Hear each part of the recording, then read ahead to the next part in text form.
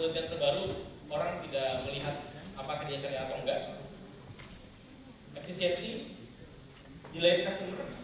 Ada satu artikel yang menarik, bukan hanya lagi satisfy the customer, but juga delight customer. Spiritual company, teman-teman tahu warung grup? Oh ya, Thomas Jody ya. Bagi saya, beliau guru saya untuk belajar bagaimana untuk spiritual company. Teman-teman tahu manajemen Celestial Management buku? Itu seorang mantan direksi Bank Muamalat. Itu adalah bagaimana membangun suatu manajemen yang tidak hanya memanage skillnya saja, tapi juga memanage hubungan dia dengan terus. Bank syariah, nah ini berat saya kira. Yang berat, bagaimana membangun infrastruktur karena butuh investasi triliunan. Kemudian juga bagaimana membentuk human capital. Saya harus katakan, saya dulu pernah menulis judulnya Darurat SDM Bank Syariah. Darurat SDM Bank Syariah. Kenapa? Karena kita ini susah cari, jujur ya, susah cari jurusan mantan lulusan ekonomi Islam, profesional, leadership, dan skillnya oke di bidang bank syariah.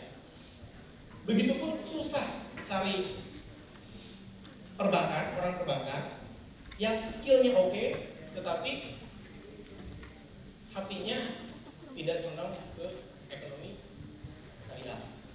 Itu dua hal yang sampai sekarang saya kira semua perbankan syariah akan sepakat. Kenapa? Kalau misalkan dulu saya di kampus ada mata kuliah akuntansi syariah dan ekonomi syariah. Kalau belajar akuntansi syariah itu cukup dengan otak selesai. Tapi belajar ekonomi syariah perlu hati.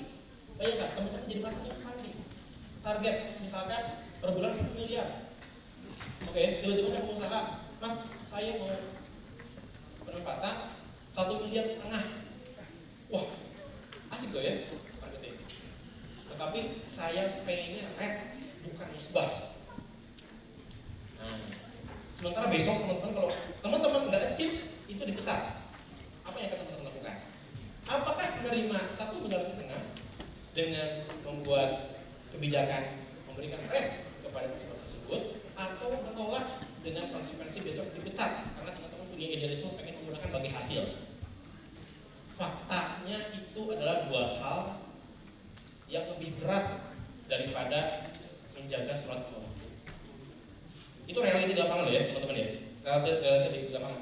Terutama untuk segmen corporate ya, teman-teman. Terutama untuk segmen corporate, even di bangunan sekalipun. Untuk segmen corporate, cari pengusaha muslim yang pengen dropping 500 miliar, wah luar biasa. Ketemunya kita yang Jawa Timur, maaf sekali, bukan rasis, sipit-sipit semua dan non muslim. Kenapa? Karena susah cari pengusaha muslim yang bukan susah carinya, sedikit, dan itu pun sudut bank lain. Itu repot di sana. Ini adalah ini hanya sebagai tambahan industri perbankan di Indonesia. Lihat bang, kita lihat dari sisi performance keuangan, bank syariah tidak dijadikan patokan oleh UKB, yang kita patokan adalah bank BCA. Even bank BCA itu ROA-nya bayangkan lebih gede daripada ROA-nya industri perbankan seluruh Indonesia. Dia 4,0, Indonesia 2,41 dan lain-lain yang besar. Nah, kemudian di sini penguasa fee based income yang ready untuk masuk ke industri 4.0 adalah bank-bank yang ini, gitu ya. Sekarang sudah ada rekening ponsel. Nanti teman-teman tidak usah buka lagi rekening karena nomor ponsel teman-teman nanti akan menjadi nomor rekening.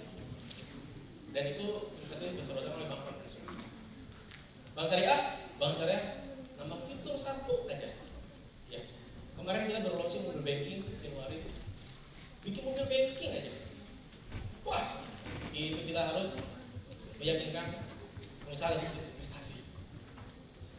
Karena kita ngomong bank swasta, bukan bank BUMN. Sehingga ada gagasan, ada salah satu banker kita yang melihat apakah bank syariah ini modelnya harus dirubah?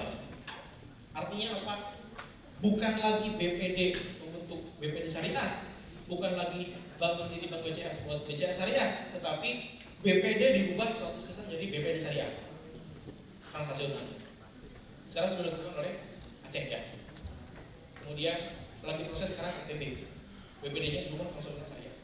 Dulu sempat ada wacana buat bank BUMN syariah, tapi nampaknya belum diizinkan. Terima kasih. Itu barangkali yang bisa memantik diskusi pada siang hari ini.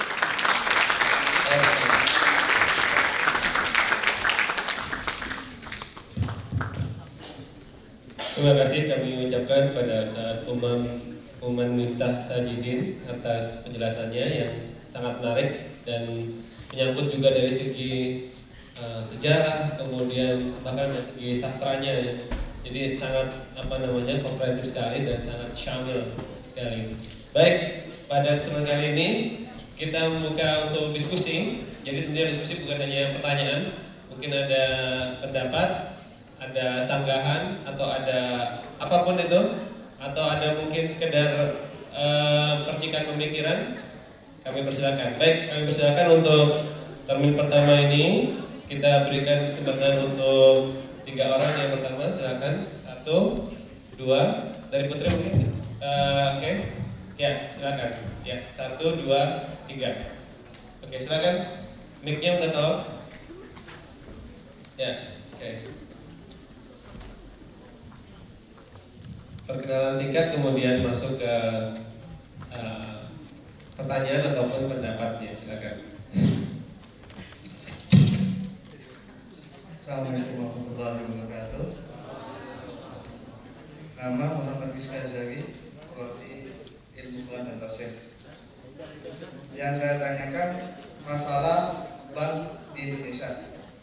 Banyak bank konvensional di Indonesia mulai melabelkan syariah. Contohnya BRI Syariah, Mandiri Syariah, dan lain sebagainya. Yang saya tanyakan, apakah itu benar-benar murni syariah atau masih ada sedikit sistem konvensional, atau banyak teman-teman saya mengatakan itu cuma nama doang, cuma biar orang bisa tertarik aja. Terima kasih. Wassalamualaikum warahmatullahi wabarakatuh. Waalaikumsalam warahmatullahi wabarakatuh. Baik, terima kasih. Pertanyaan selanjutnya.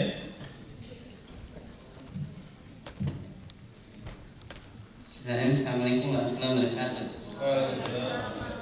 Perkenalkan Pak, nama saya Rizal. Saya mahasiswa Fakultas Ekonomi Manajemen, program studi Manajemen Bisnis. Tapi saya cinta dengan ekonomi Islam. Pertanyaan saya pendapat saya. Kadang-kadang kalau kita masyarakat awam, mereka tuh melihat syariah itu suatu hal yang baru, ya kan Pak ya? Karena itu kalau masyarakat awam tuh melihat syariah tuh, wah ini kayaknya nih hal baru, bukan hal yang sejarah yang terulang kembali. Dengan dipaparkan tadi bahwasanya dahulu tuh pernah terjadi namanya sejarah tersebut dalam syariah bukan. Kemudian terulang kembali pada masa ini dan syariah pun muncul berlandaskan dasar atas dasar suatu hal yang hilang, bukan hal yang tidak ada, tapi hal yang hilang. Pendapat saya itu. Dan kemudian pertanyaan saya Pak, pada tahun 1998 itu bank syariah stabil dalam krisis moneter, yang kemudian mengubah undang-undang nomor 10 ya Pak yang menolak, minta bank syariah didukung lebih berkembang lagi gitu. Nah pertanyaan saya, apa ya upaya apa bank syariah itu bisa menjadi unggul di situ. Bank syariah menjadi hal yang terpercaya di masyarakat. Bank syariah menstabilkan ekonomi masyarakat. Nah itu kan pasti ada hal yang luar biasa yang tidak kita ketahui. Sampai saya cari buku pun dulu hanya digagas 19 krisis moneter, bank syariah selamat dari krisis moneter. Tapi di situ tidak dipaparkan secara ringkas, secara jelas siapakah aktor di balik itu semua. Oke, sekian. Wassalamualaikum warahmatullahi wabarakatuh. Waalaikumsalam warahmatullahi wabarakatuh. Ya, terima kasih. Silakan. Perkenalan singkat, kemudian untuk pertanyaannya.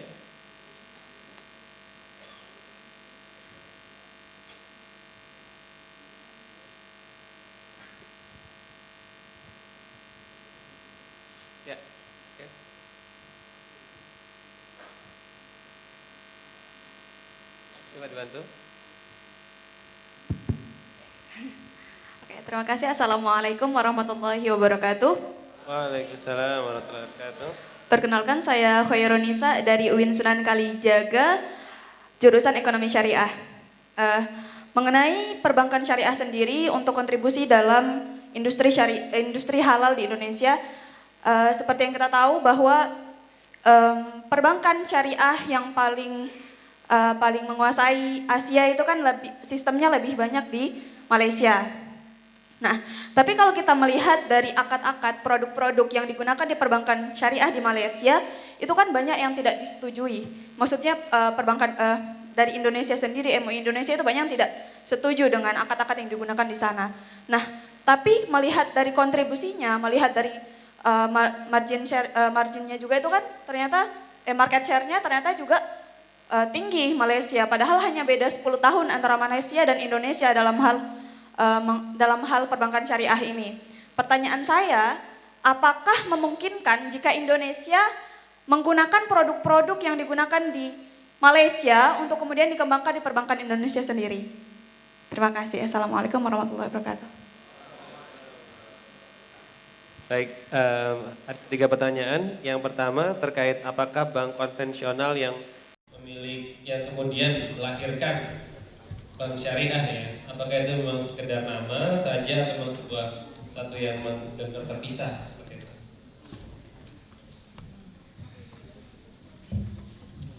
Bismillahirrahmanirrahim.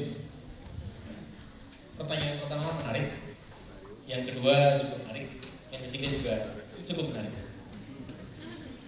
Pertanyaan pertama bagi saya sangat menarik. Apakah bank konvensional itu membuka unit usaha syariah atau yang sekarang sudah spin off menjadi bank, menjadi BUS, gitu ya?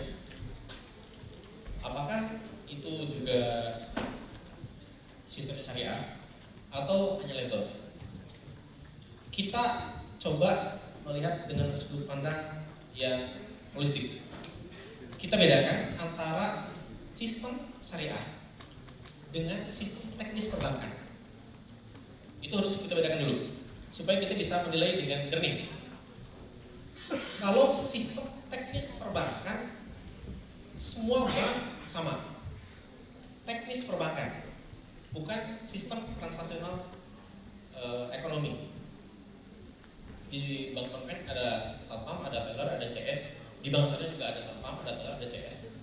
Teman-teman mau transfer, mau menggunakan online ATM sesama bank, TGS, SKN, LG, di bank konvensional, di bank syariah juga ada. Teman-teman butuh pinjaman untuk bangun rumah, KPR, di bank konvensional, di bank syariah juga ada. Itu sistem teknis perbankan. Insya Allah semuanya sama, baik bank konvensional atau bank syariah. Yang kedua, sistem transaksi. Apakah sudah 100% syariah?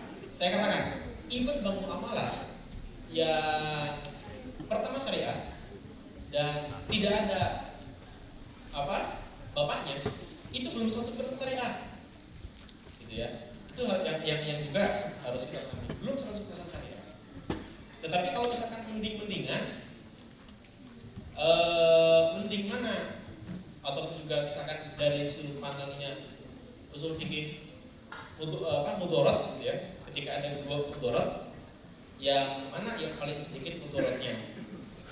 Bank syariah, baik yang unit usaha ataupun juga BUS, dan misalkan juga bank muamalah yang tidak punya induk, dengan bank konvensional lebih baik yang bank syariah. Meskipun induknya ada bank konvensionalnya. Insya Allah mereka sudah berikhtiar bagaimana caranya supaya sesyariah mungkin, bisa lebih mungkin. Kalau misalkan saya mengatakan enggak, mereka cuma label saja, insya Allah enggak label saja. Misalkan bank BNI syariah itu menggarap pasar konvensional, bank muamalah sedang dicari-cari menggarap pasar rasional, seperti itu. Insya Allah enggak ya. Kemudian yang berikutnya, saya ada satu yang baru, adalah bukan. Oh iya. Terkait 98. Ya. 98 salah satu aktor yang masih ada dan saya sempat diskusi intens adalah Pak M. Haris. Ya itu juga beliau kesana kemarin cari donate ya untuk menyuntik kembali bank muamalat supaya tetap bertahan. Yang dipercaya hanya IDB, yang mempercayai hanya IDB waktu itu setelah kesana kemari. Kemudian siapa aktor balik itu, kemudian juga bagaimana membuat brand. Insya Allah semua perbankan syariah, semua banking syariah